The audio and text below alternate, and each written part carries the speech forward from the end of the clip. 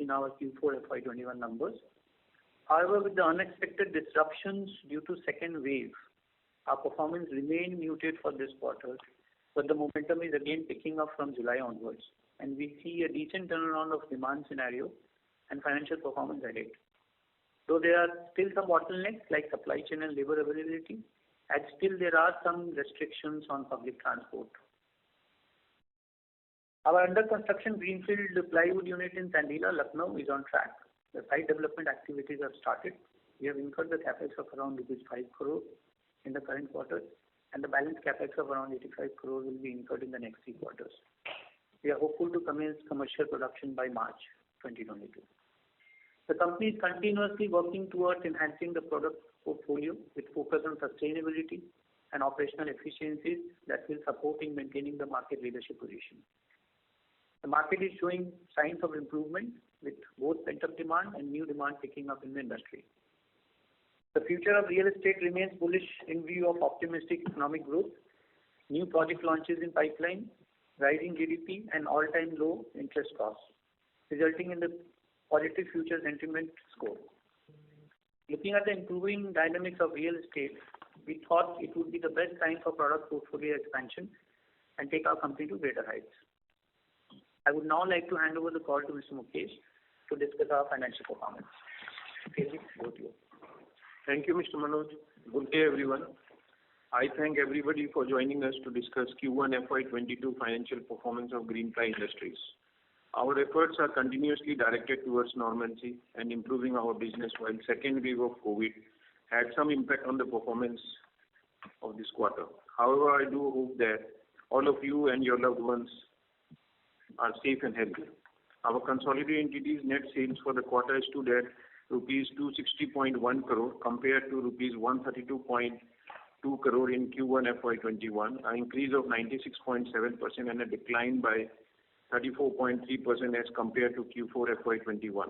Consolidated gross margins declined by 330 bps YOY to 43.2% and EBITDA margins stood at 5.9% versus a negative EBITDA of 2% in Q1 FY21. Standalone net sales in Q1 FY22 stood at rupees 212.6 crore versus 107.1 crore in Q1 FY21, an increase of 98.6% and declined by 40.6% as compared to Q4 FY21. Standalone gross margin for the quarter improved by 178 bps to 42.9% on YOY basis and EBITDA margin of 5.6% versus negative of 4.7% in Q1 FY21. PAT stood at rupees 4.2 crore versus a loss of rupees 9.5 crore in Q1 FY21. Our average realization in plywood came at rupees 235 per square meters in Q1 FY22 versus rupees 224 per square meter in the corresponding period last year.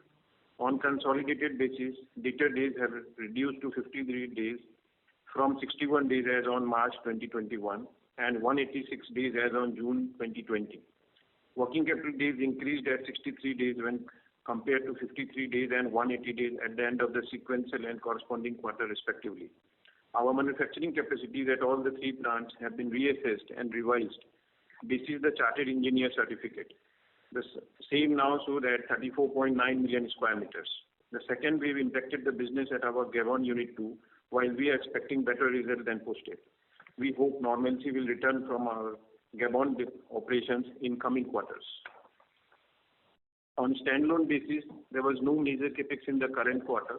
However, we are expecting around 18 to 20 crores of maintenance capex in the financial year from the India business and from Gabon business. Our balance sheet continues to be robust.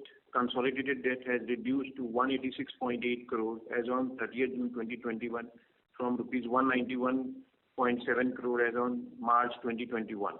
Consolidated debt equity ratio also continues to decline and standing at 0.42 as on June 2021 as compared to 0.44 as on 31st March 2021.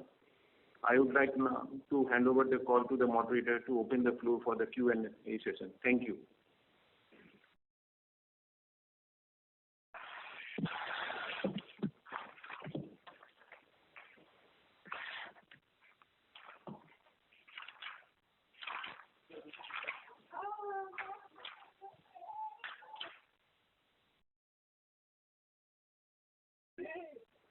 shall we start with the Q&A, sir?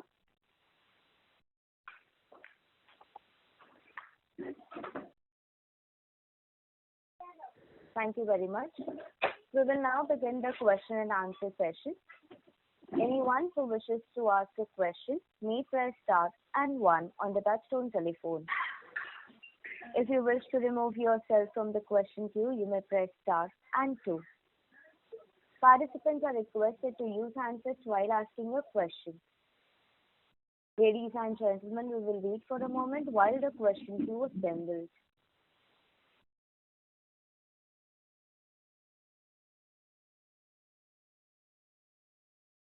The first question is from the line of Rishikesh Bhagat from Kotak Asset Management. Please go ahead. Thank you for the opportunity. So, 2 questions from my end on this MDF foray.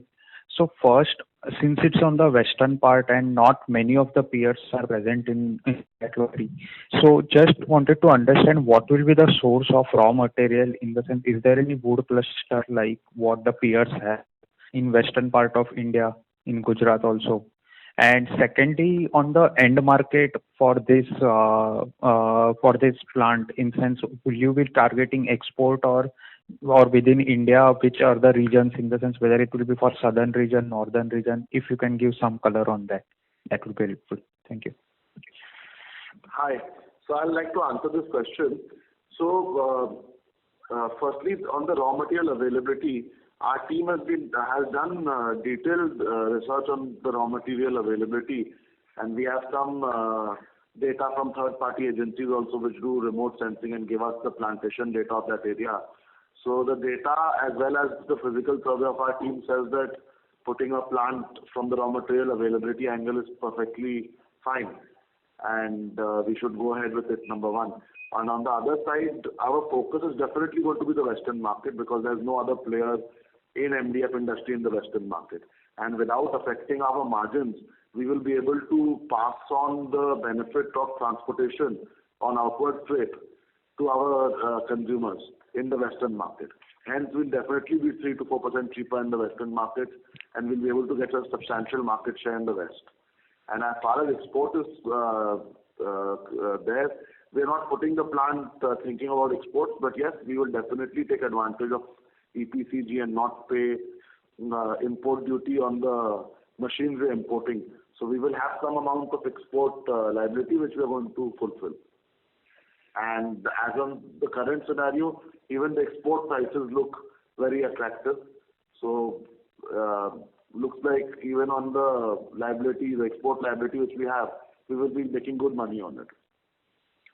So just one on the, you did cover that a large part of the western market. So currently the demand in the western part of India is serviced by imports and southern plant, or it comes from northern plant also? If you can help me on that, that will be helpful. Thank you. For industry.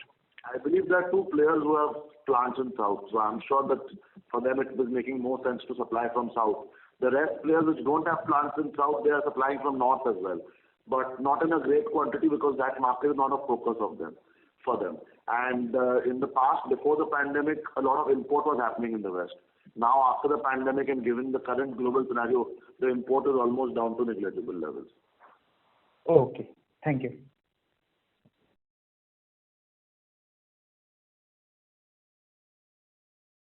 Thank you.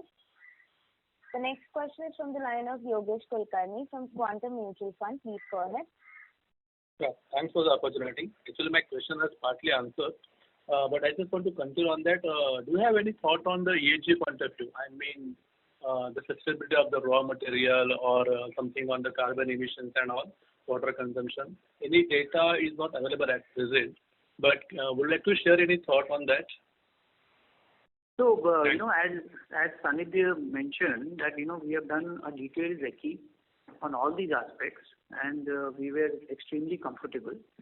And the move is quite strategic in terms that, if you really see our total capacity, annualized capacity would be around 240,000 CBM. And there is already an existing market there of close to around a similar number. And by the time our plant comes, that number is going to grow. Second, as much as all of us understand about MDF, it is also like a commodity where freight plays a major role. So there is some latent demand today which is not visible because, once you add the sourcing from north or south with freight cost, it does not become viable. So moment we have a plant in west, we are able to cater to those demands also easily. And in fact, we'll have advantage on the chemical purchases also, because most of those chemicals are there in the Gujarat belt. So there we will get again a pricing advantage. So overall on the raw material side, we will get a pricing advantage. And the plant will be very strategic and near to the port. So we will always get the strategic advantage of even exports to Middle East, Europe, Africa, all those places. Okay, thanks. If I have any question, I will come in to you. Thank you. Thanks. Thank you. The next question is from the line of Achal from JM Financial. Please go ahead. Yeah, good morning. Thank you for the opportunity. My first question is, with respect to the MDF, foray, if you could give us a sense in terms of what kind of, return profile are we looking at, and what kind of payback period are we looking at for this segment? See, the payback period would be anything around 7 years. And this will, on a steady scale, will start generating a ROC of around 18 to 19%. And this 18-19% you're saying post-tax or pre-tax, sir? Post-tax. Understood. And this is assuming the 15% tax rate, right? I mean, the benefit of the new subsidiary investments, right? Sorry, I didn't get you. This assumes a 15% tax rate, right? Or 25% tax? Of course, yes. That is one of the reasons that we are just trying to make it very fast-paced. It's a challenge which we have taken as a team. We got some advantage by acquiring that company because a few state work has already been done by them, so that helps us in slightly making it fast-paced. Still, I would say that, all of us know that setting up any new greenfield project on MDF takes, as we see the past data of all the recognized companies, they've taken anything between 24 to 30 months. Right. So we are really trying to speed that up. And fingers crossed, we hope that we will be able to commence our production in Q4 of FY23. Understood. This particular facility, what is the area, and is that the final capacity we can set up there, or we can, further expand as we go along? So, since we acquired this company, they were looking at a land parcel of around 75 acres, which is much more than, setting up the first plant. So we'll have adequate opportunity in future to expand business horizon here in this, land parcel. So of these 75 acres, how much are we using in the first phase? We're still on the drawing board, but I think our internal assessment is we should be using around 30-35 max. Yeah, not beyond that. I mean, we are trying to do everything within 30 only. Right. Plus or minus 2-3 acres. That means potentially we can double the capacity if things get better and as years pass by. Is that fair assessment, sir? Absolutely fair assessment. Understood. So my next question was, how do you look at the sales part of the MDF? Would that be more OEM driven? Will that be more retail driven? And do you see a risk of any confusion with respect to the brand, given green panel is already there? So are we going to use the same green brand, or could that be some different so that there is a clear distinction between the two? So I'd like to answer this question. So in MDF, our understanding is that we'll have about 20% of the channel which is going to be common, and 80% of the channel is going to be unique, which will include specific players who sell MDF and also OEMs. So as a brand, I think we'll have to work very hard and create our space there. The advantage we are going to get that this is a commodity product, and because it's a commodity and we are going to have a price advantage in Western India, we'll be able to capture the market very fast. That is one. Number two, I feel that, even today as we talk, Greenpanel has their own plywood in the market and Greenply has its plywood in the market. And both have been able to get their market share and survive and do well. And in fact, if you see, we are further expanding our plywood capacity. So when in plywood, where the branded game is much bigger and it's not that much of a commodity in India, we are able to successfully market both the products in the market without any confusion. So I'm sure in MDF also we'll be able to do. And we haven't exactly decided what brand name we're going to market MDF under. Our marketing team is working on it. But most likely we're going to do it under our flagship brand, which is going to be Greenply. Right. Just a thought, in case of a Greenpanel, the ply business is relatively small and they are not looking at any further expansion in that business, while in case of MDF for us, we will look at further expansion. Isn't that, isn't that a little different from the ply argument, I would say? Well, it is different for sure, but when you compare our MDF scale and their MDF scale, their installed capacity is much higher. So if they are a small player in plywood, we'll be a small player in MDF for now, for sure. Fair point. They continue to be larger in MDF, they have already good capacity. And I'm right. sure they will also look at expansion in future.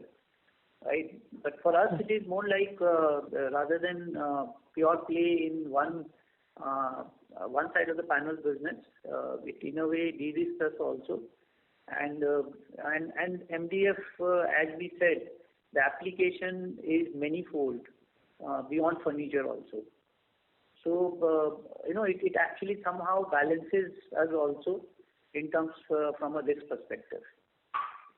And whether it is, Greenpanel or any other company, everyone will survive at the end of it. And today, if you really see both the companies, as Sanidhya mentioned, we are there in the plywood business, which was common. MDF was not common right now. Both of us have survived and both of us have grown. So we don't see that as a challenge at all. Right. If I may ask one more question, sir. Before finalizing the MDF foray, given the large capex, the stress on the balance sheet, have we also looked at the other? So, what is the thought process? Before arriving at the MDF, if you could give some sense, that would be great, sir. In terms of the capital allocation, in terms of given our ply business has far higher, far bigger return profile. So what is the rationale for MDF? I mean, I understand the opportunity is there, that de-risking is also another factor. But, did you also kind of evaluate the other segments of the wood panel and, something like that actually? That would be great. So I think good that we missed out something and then you asked that. So if you really see in what we have done in the plywood business, which is our flagship business, and let me tell you also that this will continue to be our flagship business, the leader in the Greenply basket even after 5 years. I mean the plywood business. Okay. So as MDF and other businesses, some other businesses also which we may see in future, they grow. This will remain as a flagship product, plywood. Okay. Now, what we have done in the last 12 to 15 months, we have tried to improve the quality of our balance sheet. We have disciplined ourselves on many aspects in our plywood business. Now, the visibility out of that is that you can see that we have good amount of cash, free cash, which we have been able to generate in the last 12 months despite so much of headwinds. Now, the idea is that since in plywood we are not looking at any major investments going forward, and given the way we are working with even growth opportunities which we are trying to find out in plywood, we'll have cash generations every year. Now, the best way and the efficient way is to deploy it at a place where we make good ROE and ROCE. Correct. And this is one business which we understand as a family, because, don't forget that at one point of time, it was all a combined entity, and the promoters have excellent understanding and knowledge of the business. So, you are venturing into a territory which is already a known territory. And we all know post the pandemic, things have actually improved for the MDF business. So much of new things, people are trying to move out from China. They're trying to set up shop here for ready-made furniture, other applications. The technology itself is improving for MDF, right? So we clearly see this as a good entry point.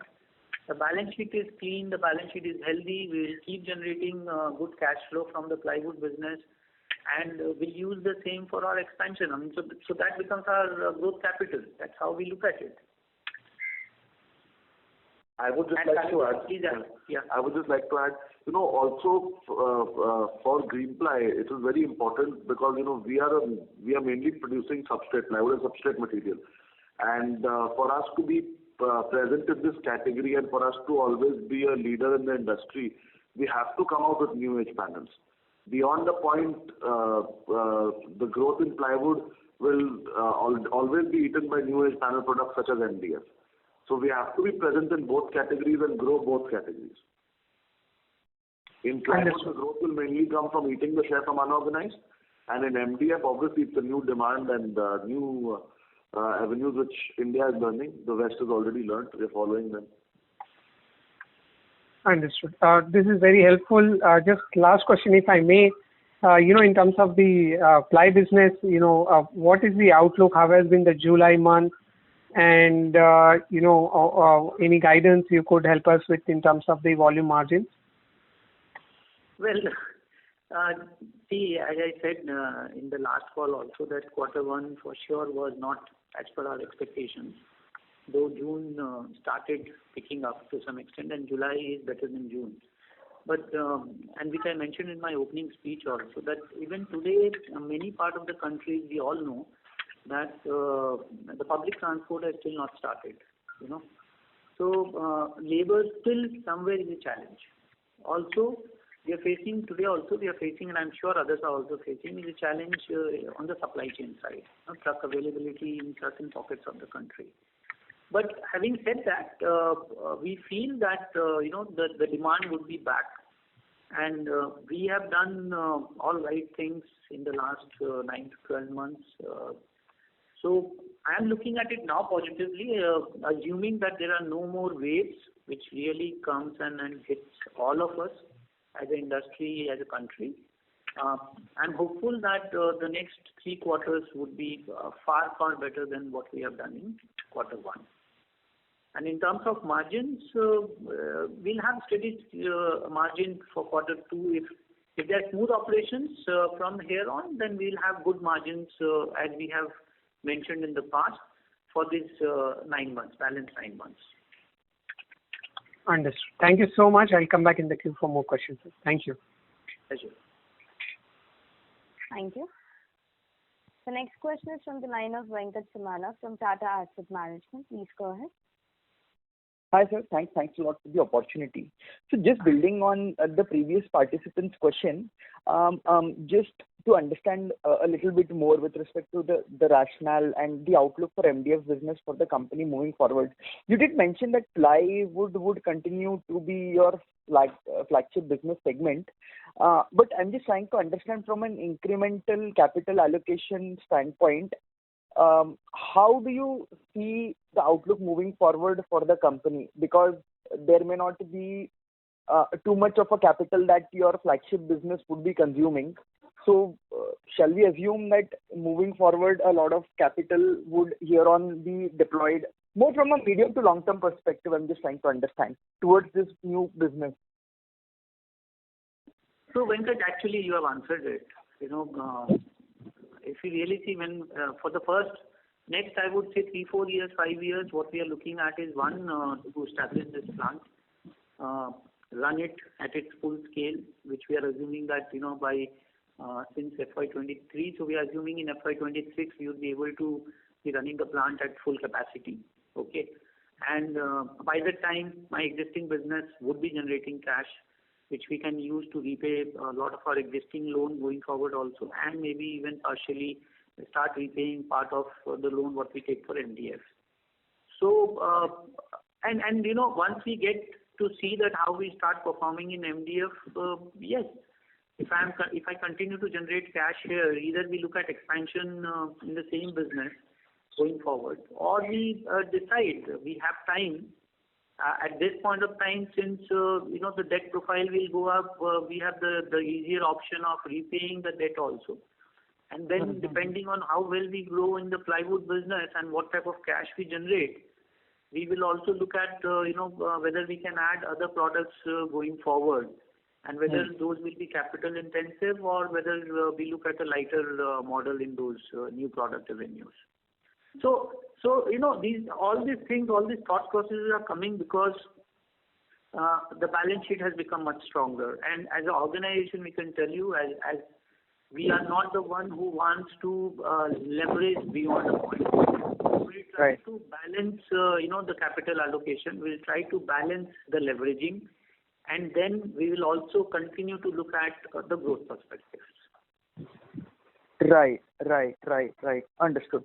So maybe not from a very long-term perspective, but maybe say from 3 to 4 year time horizon, would it be fair to assume that your focus would here on be only on ply and MDF segment, and you may not look at any other categories for now, and your management bandwidth would largely be invested to ensure that these two businesses would grow for you as a company, and largely because MDF is a new category for you and you're deploying so much capital, so therefore you will ensure that you will scale up quite well in this particular business. Well, look, I may not have a clear answer on your question at this point of time, but I can say with me also joining as a senior management personnel, we have actually increased our horizon of management bandwidth.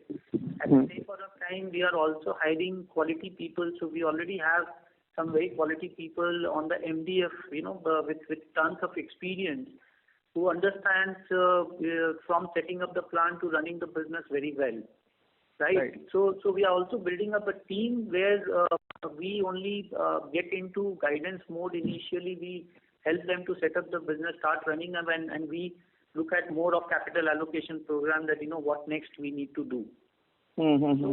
So I think that today bandwidth is not at all a challenge, and as I said that since at one point of time Greenply was one entity, and the promoters were very hands-on from day one. So we also want to leverage the experience what they have in the business which we understand best. Why not we start with those businesses rather than venturing into new territories? Even though that might be like we have earlier also we have qualified that our interest always will be in the building material segment only. But even within that, the areas where we are very comfortable, where there is good knowledge base, understanding which is already there, if we get an opportunity, why not look into those categories? Right. Sure. And okay, and given the fact that your net worth is at this point in time close to 450 crores, how did you decide on the size of the new MDF plant? I mean, the total capex is around 550 odd crores, right? And one of your peers had ventured into this particular category. I think they went with a smaller size plant. So just wanted to understand, how did you get to this 800 CBM per day size or capacity? See, as we said, we will have a distinct advantage of setting up the first plant in West. Today, there is already our own analysis says that there is already a market of close to around 250,000 CBM. Okay, and our capacity is only 240,000, which also will become operational in FY24. By that time, we feel the way MDF business is doing, it will grow further. Plus, as I said, that there is a latent demand which is there in West. And since today they cannot take supplies from South or North because that becomes expensive, so they are looking at alternates. So they are maybe not even decided to really go big way on the MDF side. So the moment we do this, now we will start looking at some tie-ups also. So for us, the real true good market is, the belt of Rajasthan, MP, Maharashtra, okay, part of NCR, and Gujarat, right? These are the stronger markets for us. Right. And when we looked at 600 CBM versus 800 CBM, the capital cost was not proportionately going up. So we felt that this is when we are going to put so much of hard work behind the same. The rationale was that 800 CBM is making much more sense than a 600 CBM to start with, and that's how we came to this decision. Okay. Fair point. And last question, sir. What would be the EBITDA break-even capacity utilization point for this new capacity? Do you have it somewhere? I think it should be around 44-45%. First year we took 50%. It should be around 50 to 55%. Yes. No. Okay. And when do you expect to get there? Whatever we are talking right now is, we have been very conservative on this working 50%. So I think Mukesh is right. The way things are today, possibly even at 40% will be given. Acha. And when do you expect to get there? First year itself. First year, so FY24 itself. FY24 itself. Okay. Yes. Sure, sir. Okay, sir. Thank you. Thanks a lot. Wish you all the best. Pleasure. Thank you. Thank you. Ladies and gentlemen, in order to ensure that the management is able to address questions from all participants, please limit your question to 2 per participant. If you have a follow-up question, you may rejoin the queue. The next question is from the line of Romil Jain from Electrum PMS. Please go ahead. Hello. Good morning, sir. Thanks for the opportunity. I hope I am clear. Yes. Yeah. So my question is on the plywood side. I think about a year back we had envisaged the plan on the distribution network. Going more into the semi-urban areas and a bit more on the rural areas. So one is on that distribution. Where do we stand right now?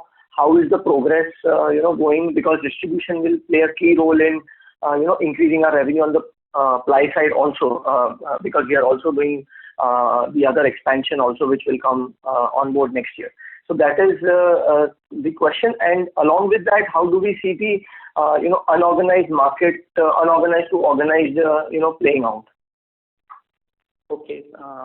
So Ron, see, that is something which we continue to work upon, in terms of network penetration.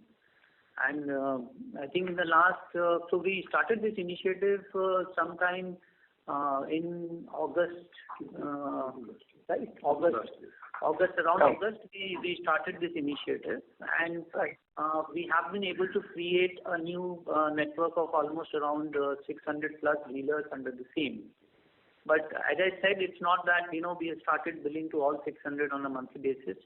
On an average, we found that at least 1/3 of that we have been able to now convert and start billing them on a monthly basis, which means if you look at it, this has added around 6 to 7% of my total turnover in Q4. Now we need to continuously work on this. There is a plan which is going on. Our team is working on the same, and we'll continue to expand this horizon. Also, Sorry, sir. Yeah. So just to clarify, the 600 dealers, they are incremental dealers, or who started this initiative, or how it is? Yes. These are incremental dealers, I am saying, after we started this initiative. Okay. And sir, today, where does our entire distribution chain stand at in terms of the dealers or the retail points? So we are spread across the country. No, I mean in terms of numbers. So the total dealership. We have around 2,300 plus Total. Yes, dealer network spanning India. Total you are asking? Yes. Okay. 2,000. Okay, so 2,300 dealers. Okay. Sir, and just another question on the Gabon operations. So, how it is progressing. I think we were, trying to sell some material to the US also. And I think there was some issue on the freight and the availability of the ships and everything. So how is the situation right now, and when can we expand that? Well, the situation remains somehow similar. We have not seen much improvement in terms of getting the vessels, and we still have a good amount of, containers waiting for shipment. Okay. So, and I think this is what we were apprehending. Even I've continued to mention this in last call, previous call, that as long as this entire, pandemic worldwide does not really substantially improves, we might see this pressure to continue. So my own hunch was that up to December, we don't see really, things improving. And that's how the same has been at the ground level also. But having said that also, we are able to do a reasonable sales. All our other things are in place. We have become efficient on the production side. Raw material now at this point of time is not a challenge there. So all other things are there. We have actually cut down on our production because of the dispatch issues. We have not gone back to the US customer only because, the last time also when we shipped it, it took almost 5 months for the consignment only to reach to them. Okay. So today, we are cutting down on our orders even from Europe. Yes, Okay. as far as Southeast is concerned, it is slightly on a weak footing. The order book is not so good, but we have a full fill. As I said that, we are actually rejecting orders also because we won't be able to meet our commitments. And there's so much of volatility in price and sea freight that we don't want to get into that risk. Okay. So, got it. And on the RM side, sir, how is the situation? Have we seen escalation? If yes, any price hikes that we are, going to take? Some sense on that, sir. Thanks. On the domestic side, you are saying? Yeah, on the raw material situation, on the plywood side. Yeah, raw material price, we felt that, it was getting into a stable zone, but again, we see some amount of volatility. Our own sense is that maybe by Q2, we will be able to see more stable prices, but there has been some raw material price increase again in quarter one. We took a price increase of anything between 2-2.5% in quarter one, and we might look at another price increase again in quarter two. Okay, sir. Thanks a lot for the clarification. Thank you. The next question is from the line of Sonal Kohli from Bowhead. Please go ahead. Thank you, sir, for this opportunity. And my query pertains to your gross margins. We have seen a very substantial increase in gross margins, which obviously has thrown to EBITDA margins considering, negative operating leverage. So, assuming no third wave, whenever you normalize, whether, it is this quarter or the quarter, after this quarter, what kind of EBITDA margins can we expect, because if I extrapolate your EBITDA margins of Q4 and add the delta of gross margins, it looks too good to be true. So, some light on that would be very helpful, So, Sonal, I think a lot of effort is also going on into building up efficiencies in each and every area. Time has been very tough, but God has been very kind that many of our initiatives are working in the right direction. As far as gross margin or EBITDA margin is concerned, I think whatever guidance we have given in the past, that we are looking at somewhere around 13% to 14% EBITDA margin, which we had promised to everyone by FY23. Okay, we have actually accentuated the process and we were able to reach very near to those numbers even in Q4. So I think, of course, Q1 is an aberration because, when we could not achieve the scales of the right sales, we could not have seen those type of EBITDA. But from Q2 to Q4, if things now runs properly without any disruption, I'm sure we will continue to look at 13% type EBITDA margin. And our thrust to grow it further in any case will continue. At the same time, we are investing also a lot back into the business. You would have seen we have done good amount of marketing activity in partially in Q4 and then in Q1 again. So brand building activity, investment on IT infrastructure in a big way, investment on people, Okay. So all those initiatives are also going on at the same time. Now, even despite all those, if we are able to reach to a 13% or 13% plus margin, I would say that, it will be a job well done, because reinvestment into the business is extremely important for us if we are looking at next 10 years horizon. Thank you. One more follow-up. What is your sense of the plywood or real estate cycle? We had asked you this, 6-9 months back, and it was perhaps too early to ask you. Do you think this is more led by pent-up demand, or do you think this is more structural in nature? And are we beginning? Are we end? Are we at mid stage of that cycle? Whatever your personal thoughts are would be highly appreciated. Well, I think one in my opening speech we mentioned that we are very bullish in terms of the real estate business picking up. So not from a price point of view, I have no hunch on the same, but I'm saying in terms of volume business, the real estate business will pick up further because of this pandemic situation where this work from home has become so common. Even today morning, I was talking to a consulting firm, and they mentioned that they have not even seen their office for last 1.5 years. They are so comfortable now working from home, right? So, and this is what we are hearing from most of the consulting businesses. IT businesses have scaled down their office sizes, and now 30-40% of their people are still working from home. Okay, so looking at this, I think real estate demand will go up. Upgradation of house will take place, so a 2 BHK will move to a 3 BHK, a 3 BHK will move to a 4 BHK. So one is this new demand which would be there.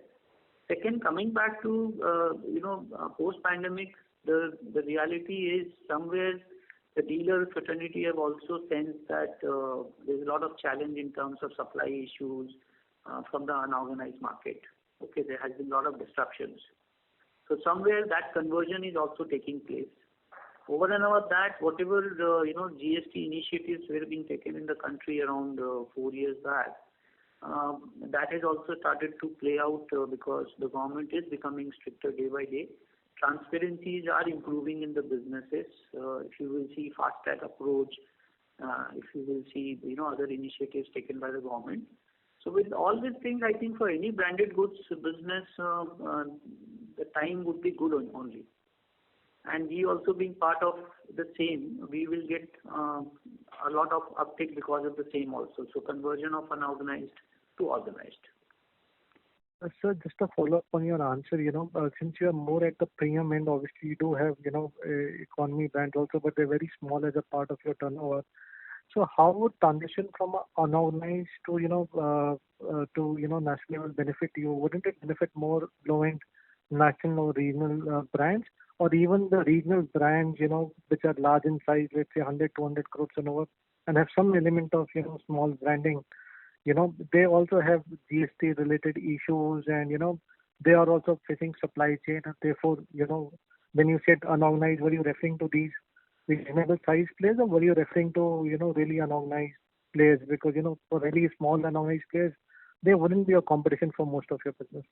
So we have a mid-size brand, in the medium segment, and we are expecting that will grow very well. When you are saying compared to the unorganized market, the demand shift will happen there.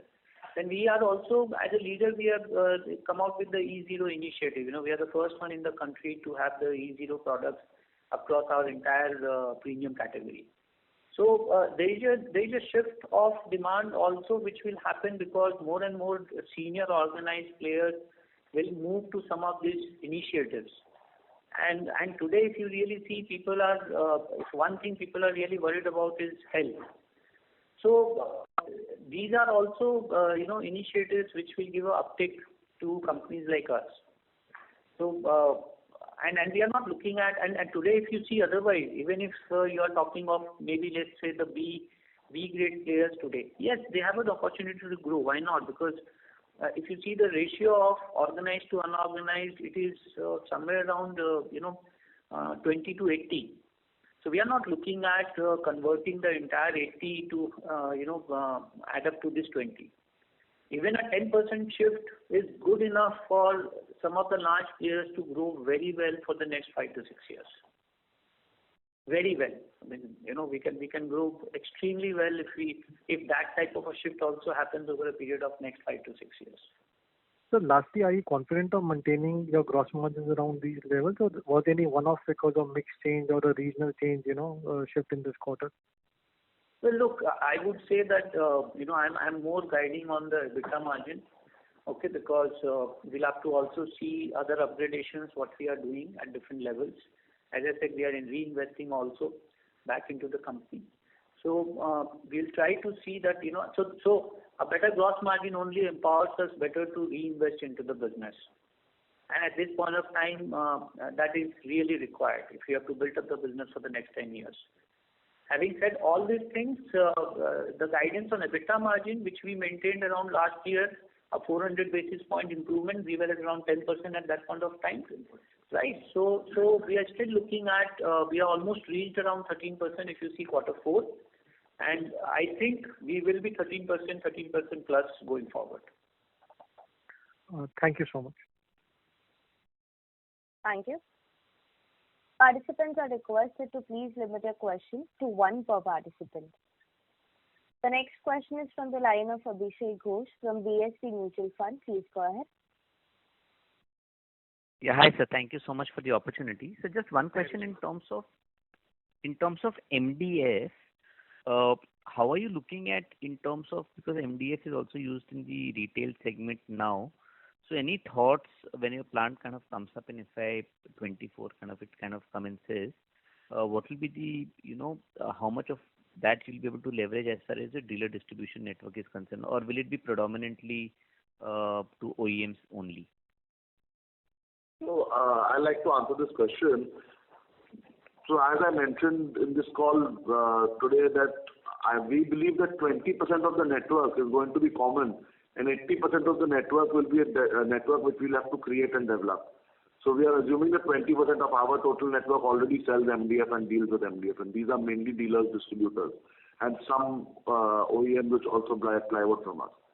But as we enter into this category, 80% of dealers will be new, unique partners who are either OEM owners or people who run the OEM, or they are dealer distributors who are specifically dealing with MDF. Also in West, what has happened is that there were very large importers who are selling MDF, and who are since pandemic they are sitting without any business. So we are also looking to tie up with them because they already had a market created and they don't have any material to supply today. Okay. Just one more question. Would you also look at evaluating other products where there is family presence beyond plywood and MDF, or would you want to stabilize at these two products at this point? Well, early to comment, but I said that we'll have to continue to look at growth opportunities, and as and when we look at anything further, of course, we'll come back to you people. All the best. Thank you. The next question is from the line of Ashish Poddar from Anand Rathi. Please go ahead. Yeah, thanks. So if you can just elaborate on the distribution model of plywood and MDF, it is similar or very different?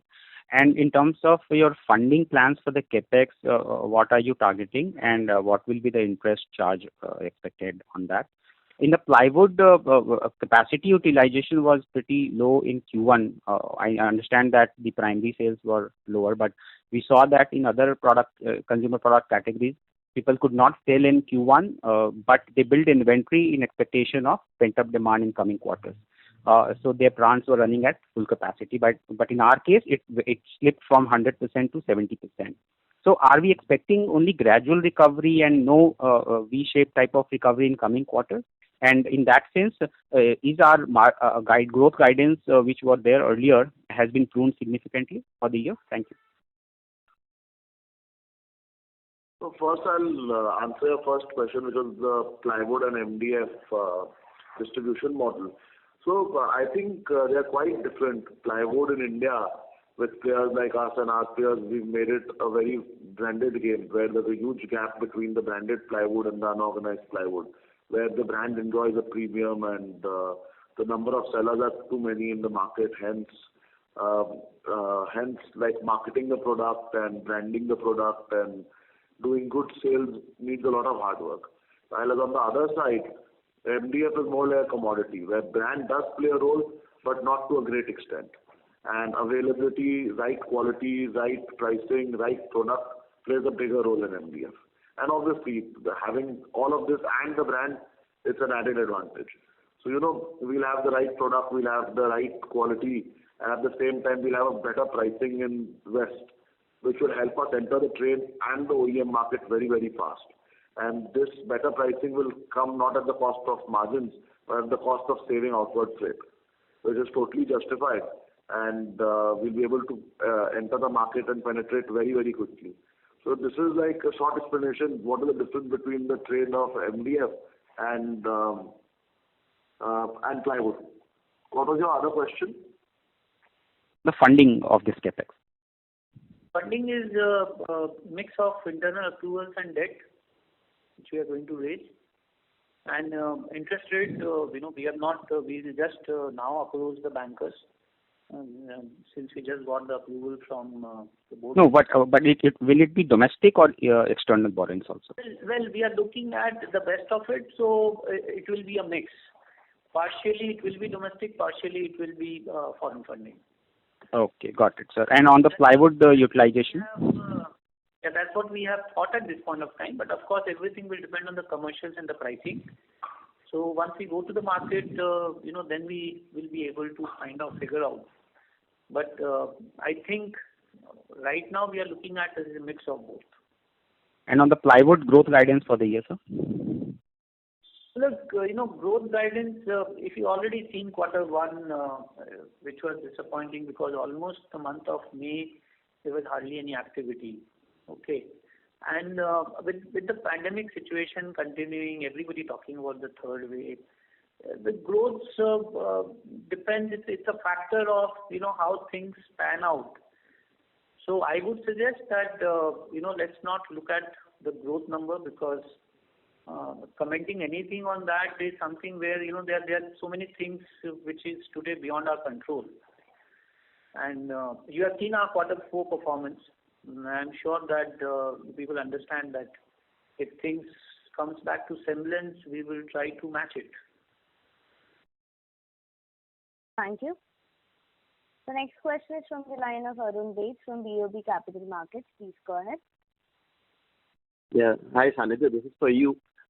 This MDF plant of ours is going to be more German or it's going to be more biased with Chinese?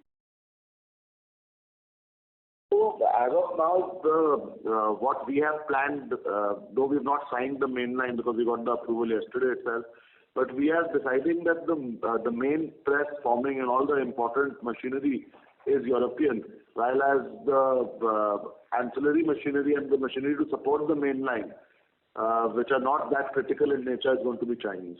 So it's more like a hybrid plant, you can say, where 60 to 70% of the machinery is European and the rest is Chinese and Indian. The energy plant is Indian. Thank you. The next question is from the line of Achal from JM Financial. Please go ahead. Thank you for the follow-up opportunity, sir. If I look at the standalone numbers, the employee cost, the number is fairly substantial. It's at around 39 crores, which used to be 33, 34 crores earlier. So can you help us understand, is that the new run rate we should look at, or was there any specific element which kind of drove this higher staff cost? No, I think this is a new run rate which you should look at because as I said, we are adding people also. And so we will continue at this run rate only. See, last year, similar time, operations were not working, so there were a lot of savings on the wages side, other things. And last year, we had done some rationalization also in terms of people, though we had not done anything in terms of salary deduction on this. Now this year we have not done anything in quarter 1 because we are very bullish about the performance. We are also adding some new categories. We're adding people also. So this will be the new run rate. So Achal, just what Manoj ji said, this number 39 includes provision on account of ESOP also, which is close to 3 crores. So that's a non-cash cost which is also there, 1%. On more than 1%, more than 1.5%. Yeah. But that will also continue to come. This will continue. Yeah, that will also continue to come. 4-5 quarters. Non-cash cost, but it will continue to come. Thank you. The next question is from the line of Kamlesh Kotak from Asian Markets. Please go ahead. Hello. Good morning, everyone. I have a broader question, sir. We are seeing that currently MDF is less than 20% of the overall wood markets, and you also have been highlighting that plywood may not be growing at the same pace. So from 3 to 5 years perspective, what do you see is the growth rate for the industry? I'm not talking of organized and unorganized. How would be the industry growth for plywood and MDF? And 5 years from now, how do you see the proportion of the MDF as an overall part of the overall wood industry? You can share that. See, MDF, we saw some past data. We have seen a CAGR of around 10%. But given the changes which is happening in the dynamics in last 12 months actually post the pandemic, we now estimate that market can grow anything between 12 to 15%, and is here to stay, for the next maybe even 10 years. Plywood, I think would be a lot more shift from the unorganized to organized, but we still feel that a 3 to 4% increase in plywood sales overall market would be there in terms of volume terms. Okay. And then do you see that with so many players now coming in MDF, even Century also has highlighted of expanding with one more plant, and some other plants also come up in the southern market. Do you see that there will be a medium-term kind of pricing pressure across the industry, both on realization as well on the margin? No, I don't perceive that because, this will become like a regional play. Okay. So as I said that when we are setting up a plant in West, we are looking at utilizing maybe even 80%, 85% of our capacities in West itself. And that's how has been the trend for all the players. So, it's something like a pure commodity business where freight is a major cost. So we don't see that as a challenge, and we have done some working because it is more organized. It's not like ply where you don't get all the data. I mean, if you see today, the capacities are close to around 1.7 million CBM. And with added capacities also, it will go to somewhere around 2.5 in the next 2.5, 3 years with all those added, capacities which has been declared by the other players. And the way the market is going, today the demand actually, also our estimate says it's already around 2 million. So we don't see that as a challenge, going forward in terms of a demand supply issue. Rest of we don't know sometimes how the events unfold. Like the pandemic, I think, has been a big boon for the MDF business. It's a major transformational journey which MDF will see because of the pandemic. And if you look at scale, China today operates more than 300 lines. 300. Right. So all our internal assessments say China today runs more than 300 lines. In India, we are today anything around 14, 15 lines. That's it. So we are nowhere when you really look at in terms of usage of the product. Thank you. The next question is from the line of Mohammed Patel, an individual investor. Please go ahead. Yeah, hi sir. Thanks for the opportunity. So do we have a non-compete agreement in the MDF with Greenpanel? Sorry, can you please repeat your question? Do we have a non-compete agreement with Greenpanel in the MDF side after a demerger? So in our demerger agreement, and as I had mentioned in the past in the earnings call of Q3 FY21, that our demerger agreement had a non-compete clause for 7 years, and it also said that or unless mutually agreed, where both the companies have mutually agreed to end the non-compete, and has been duly informed to the board, and hence we've got approval from our board to enter the same business. Okay. And so this 800 CBM per day, what is the annual capacity? 250,000? 240,000. Thank you. Ladies and gentlemen, this was the last question for today. I would now like to hand the conference over to Mr. Karan Bhadauria. Hi, team. Thank you for giving answer the opportunity to host the con call. Any closing remarks, team, you want to make? Yes. Yes, please. Go ahead. I would like to thank you all for taking the time to participate in this call. We are happy with the efforts and progress we are making across our businesses and the results of our various initiatives. We look forward to speaking with you in the next con call post our Q2 FY22 result announcement. Thank you. Thank you. On behalf of Asian Market Securities, that concludes this conference. Thank you for joining us, and you may now disconnect your lines.